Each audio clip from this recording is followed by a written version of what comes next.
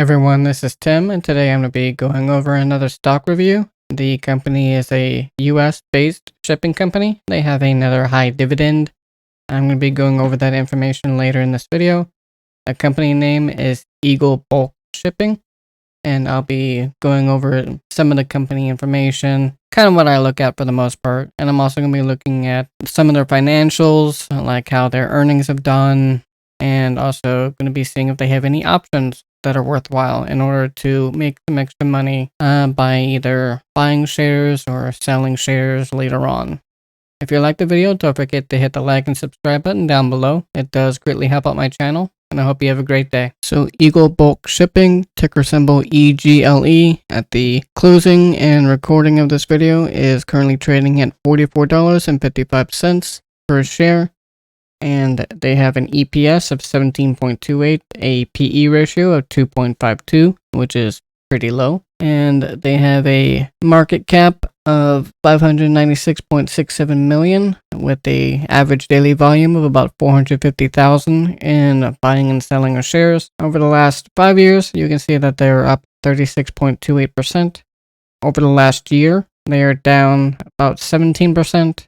Year to date, down 3%. Over the last 6 months, down 27.5%. Over the last month, down 18.5%. They are up 9% over the last 5 days, and just today they went up another 2.23% after EGLE Bulk Shipping engages in the ocean transportation of dry bulk cargoes worldwide. The company owns, charters, and operates dry bulk vessels that transport a range of bulk cargoes, including iron ore, coal, grains, fertilizers, steel products, petcoke, cement, and forest products. It serves miners, producers, traders, and end users.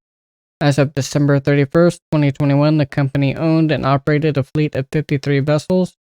EGLE Bulk Shipping Inc. was incorporated in 2005 and is headquartered in Stamford, Connecticut. It currently has about 1,000 employees. Now here on Seeking Alpha, their dividend information for this stock is going back over the trailing 12 months, so the last 12 months. So keep that in mind.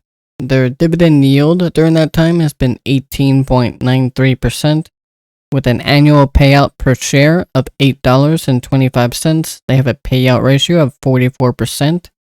And they don't have any listed growth rate for the last 5 years listed on Seeking Alpha, or no dividend growth. That turns to $2.20 per share every quarter. They pay 4 times a year. They just had their payout date on August 26th of this year. So their next ex-dividend date should be around the middle of November. So that's something to keep in mind if you're interested. So they don't have the greatest dividend payout history, as you can see listed here on Seeking Alpha. They had regular dividends going from 2005 to 2008, where they paid around 50 cents per share at that time quarterly. And then in 2009 all the way until 2020, they didn't have any dividends at all. So that's 11 years. And then in 2021, they restarted their dividend at the last quarter at $2 a share. So far in 2022, they've had 3 regular dividend payments so far. The first one at $2.05, then it dropped down to $2 in the second quarter, and now in the third quarter it went up to $2.20 per quarter. So it is a variable dividend payment. So October 2021, that's when EGLE's board of directors instituted a dividend policy which targets the payments of quarterly cash dividends equal to a minimum of 30% of reported net income, but not less than 10 cents per share. They believe their dividend policy to be meaningful in terms of minimum payout, simple to calculate, sustainable throughout the cycle, and appropriate, allowing for sufficient earnings for capital retention in order to delever, fund future growth, and execute on opportunistic share/debt buybacks. So as you can see, that payment in November 2021 was at 33% of their earnings, and that was for quarter 3 of 2021. In quarter 4, which was actually paid out in April of 2022, that equaled 30% exactly. Now, even though it went down to $2 a share, their dividend percentage of their earnings per share went up to 49%. So when that got paid out in May, and now it went back down to 30% for this last one in August. And this is the stock performance since 2010 on TradingView. I know you can't see very much detail because it's not zoomed in. I did that on purpose for just a few seconds, so bear with me.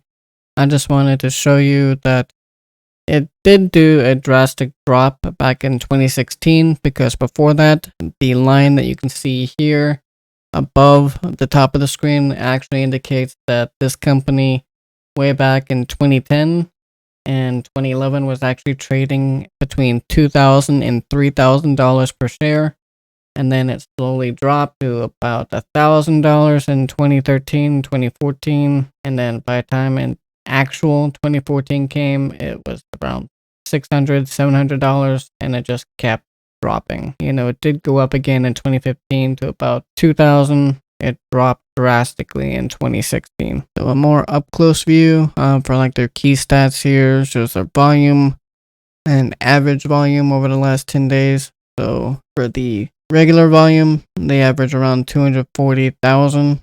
And then their average volume over the last 10 days has risen to about 342,500. The market capitalization is at 596.666 million. So pretty much 596 and 2/3 million. And they have a fiscal year dividend yield of 20.1%. For their earnings, as you can see here in quarter 3, 2021, they had an estimated of 5.25 per share and an actual of 5.63. Then in quarter 4, they had an estimate of $6.13, but an actual of $5.38. So they had a surprise loss of 12.29%. Then in quarter 1 of this year, they had an estimate of $4.52 per share and an actual of $3.97, so another loss of 12%. In quarter 2, they had an estimate of $5.14 with an actual of $4.98 with a loss of 3%. And so now going over their income statements, which like I said, I like looking at trading views. It's just easier for me to look at the bar graphs than to try to read through everything in their company's financial policy. But I always checked out too. And just if I want a quick glance, this is what I use. So as you can see in 2017, they had a revenue of $236.78 million, a negative income of $43 million, so had a negative 18.5% profit margin. Then in 2018, they had a revenue of $310 million, a net income of $12.5 million with a profit margin of 4%. In 2019, they had $292 million in revenue, a negative $21.7 million in net income, so a negative almost 7.5% profit margin. And then in 2020, they had a revenue of $275 million, a net income of negative $35 million, so another negative 12.74% profit margin. Now, in 2021, they've done pretty well. They have a revenue of $594.54 million and a net income of $184.9 million with a profit margin of 31.10%. So annually, that's pretty good. Now, for quarterly, in quarter 2 of 2021, they had the revenue of $130 million. With a net income of $9.23 million, so a 7% profit margin, rose dramatically in quarter 3 to $183.39 million in revenue, $78.34 million in net income, and a profit margin of 42.72%. And even though the revenue and net income stayed pretty close to that, the profit margin went up. The revenue in quarter 4 was $184.72 million, net income of $87.48 million, and profit margin of 47.36%. Now, quarter 1 of 2022, that has gone down somewhat. The revenue stayed pretty same. It's $184.4 million, The net income was 53.07 million, but their profit margin did drop to 28.78% because of that. Now in quarter 2, they have a revenue of $198.69 million, a net income of $94.45 million, and a profit margin of 47.5%. Now, as far as options wise, as you can see here on Robinhood, they have just monthly options. They don't have weekly options like the last video I did with Zim Shipping, but this is an American company and they do monthly options instead of weekly.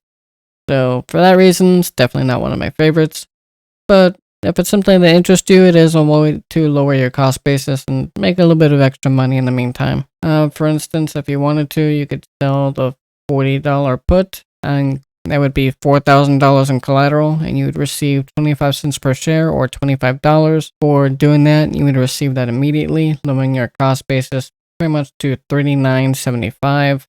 I know Robinhood says a different amount, but I don't trust their math. You get $25 from, and you subtract that from 4,000, it lowers your cost basis down to 3,975 or $39.75 per share. That's just the way math works. So I wouldn't be interested in this because at this point, that's not even 1% of your investment. So not something I would be interested in. Now, if I were to do something like that, it would be probably the 45 if I want to do just 1 month, because I would give you almost 3% of a return on investment. But it's also pretty good bet that you're going to get assigned those shares at that price when it expires on September 16th. Another option is to go out 1 more month to October. That one's a little bit better. At the $40 strike price, that has a payment of $1.55 per share or $155. That would be lowering your cost basis down to $38.45, and that would help you, or you can be more conservative and sell the 35 put, and that's $3,500 in collateral, and you would receive $50 or 50 cents per share, which equals $50, and that would lower your cost basis down to $34.50. You would receive that $50 immediately, and that is about 1.5% return on investment right there. So that's for 2 months out. If you already have shares, then you can sell them pretty good depending on what your cost basis is. So just make sure you sell above your cost basis if you're going to be selling options for especially covered calls. I don't ever recommend selling naked calls or puts. Always do either cash secured puts or covered calls. I just don't like the risk of naked options. It's just way too much like gambling. And so that's my opinion. That's not financial advice. If that's something you're interested in, there are plenty of other videos on YouTube about naked options, but I will never be making one except to warn about them. So that's just my point of view. But you can make decent money selling calls. Again, 2 months out. If you go to just 1 month out, it's okay, but it's not great. But it's still a way to make extra money if you are interested in owning this company. That's just something to keep in mind when you're doing your own research. Thank you for watching. I hope you enjoyed the video and found it helpful and informative. If you liked the video, don't forget to hit the like and subscribe button. It does greatly help out my channel. And I hope you have a great day. Say hi, Harmony.